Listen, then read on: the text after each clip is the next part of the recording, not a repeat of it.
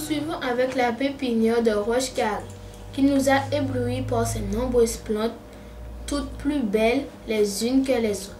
Reportage de Clémentine, Mathias, Camille, Annelle et Eva.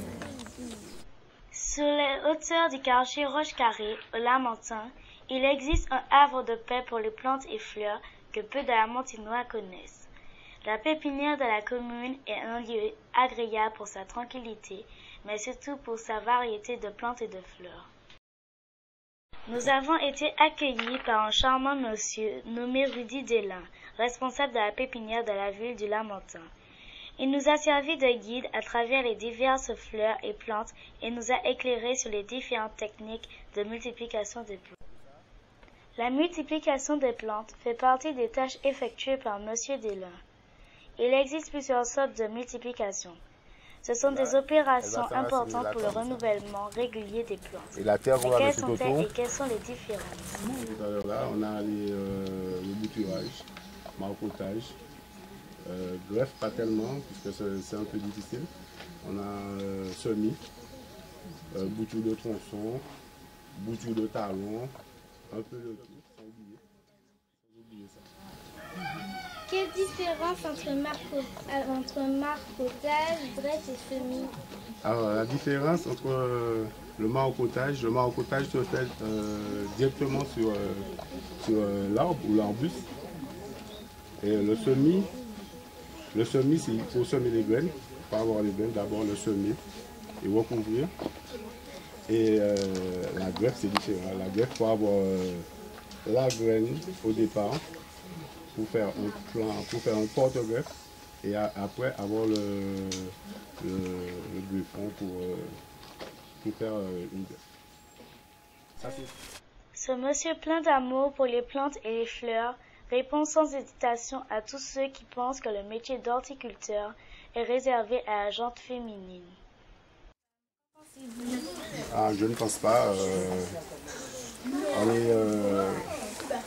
On est des amoureux des plantes, c'est unisexe. Alors les femmes peuvent travailler là-dedans comme les hommes. Mais la création de la pépinière par l'équipe municipale ne s'est pas faite au hasard. Elle répondait et répond toujours à un réel besoin. Besoin qui s'est affirmé d'année en année. Quoi sert la pépinière? Eh bien, la pépinière sert à stocker les plantes d'abord et ensuite accueillir les enfants pour des cours pédagogiques, comme j'ai fait avec vous tout à l'heure. Voilà, production de plantes pour les aménagements. Voilà, pour les aménagements des sites. Éventuellement aussi aménager les bureaux. Hein, voilà. Je travaille aussi avec d'autres services lors des décorations ornementales. Les demandeurs, on nous demande des plantes pour décorer, soit l'OMAS, l'Office des sports, de partout. Faut-il forcément aimer les plantes pour être horticulteur? Je pense qu'il faut aimer les plantes, sinon c'est pas la peine d'y travailler, puisque les plantes c'est des êtres vivants. Si on n'aime pas, c'est pas la peine. Pour nous qui aimons bien le sucre, l'usine du Galion a accepté de nous dévoiler les secrets de fabrication du sucre de canne. Reportage de Denver, Marion, Olivia et Apolline. À Trinité et partout en Martinique, tout le monde connaît le sucre du Galion. On connaît son goût particulier, mais pour tous les curieux et les gourmands, nous avons mené l'enquête. C'est une formidable machine à produire du sucre qui a accepté notre présence et nos caméras. Le temps pour nous de comprendre le processus de fabrication du sucre de canne. Durant cette période à l'usine du Galion, l'activité sucrière tourne 24 heures sur 24 et un balai incessant de camions et de chariots remplis de cannes passe par un passage obligé la pèse. Alors donc, on pèse, le sénateur l'a dit, chaque chargement qui nous arrive, chaque chargement est pesé. Ensuite, effectivement, on va faire le prélèvement qui va être analysé au laboratoire. Donc en début de chaque campagne, la balance est tarée, les attelages sont tarés. Donc quand cet attelage arrive, c'est-à-dire le chariot numéro 105 et le tracteur numéro 25 arrivent, on sait qu'à vivre une pèse temps, donc par différence. Les planteurs de canne sont en effet payés au poids, mais aussi à la teneur en sucre de la canne. Cette teneur en sucre est appelée aussi coefficient de paiement. Explication. Un coefficient 5 signifie qu'il y a 50 kg de sucre dans une tonne de canne à sucre. Un coefficient 6 signifie qu'il y a 60 kg de sucre dans une tonne de canne à sucre.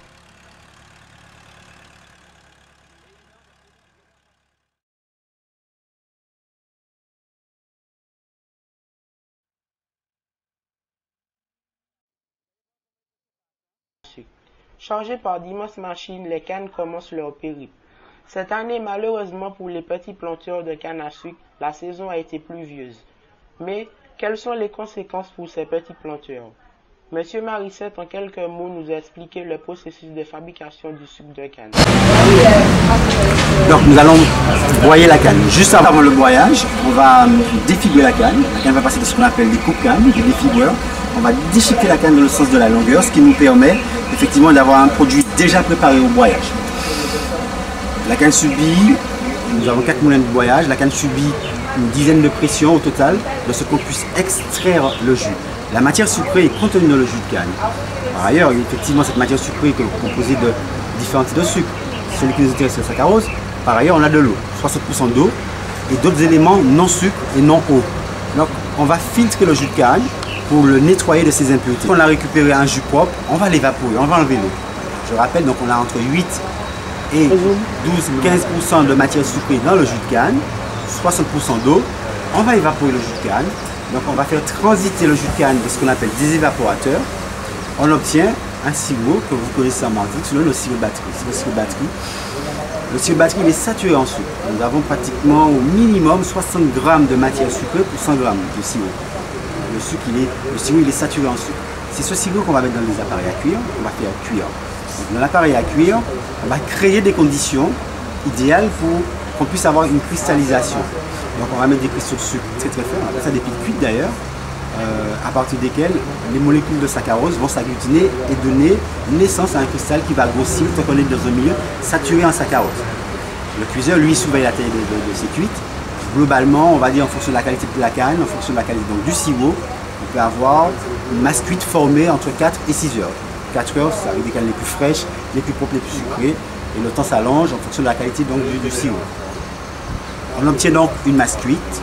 La masse cuite, c'est donc du sirop, mais aussi du sucre cristallisé. Il y a une étape suivante qui va nous permettre de récupérer les cristaux contenus de la masse cuite, c'est la centrifugation, donc disturbinage. Donc on va mettre la masse cuite dans une centrifugeuse, comme le panier à salade.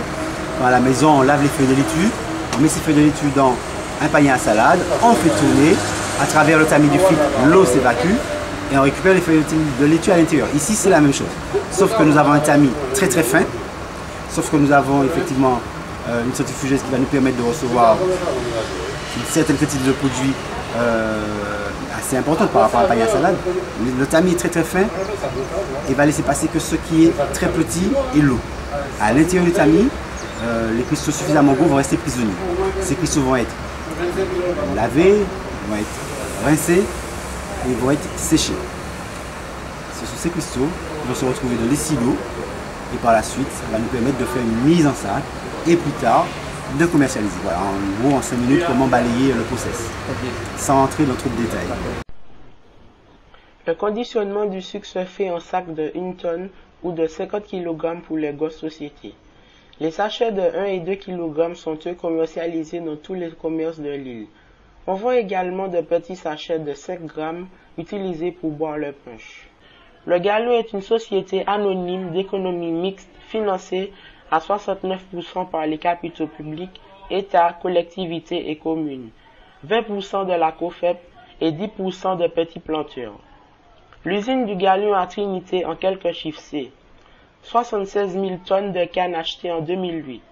La durée de la campagne sucrière est de 3 à 4 mois.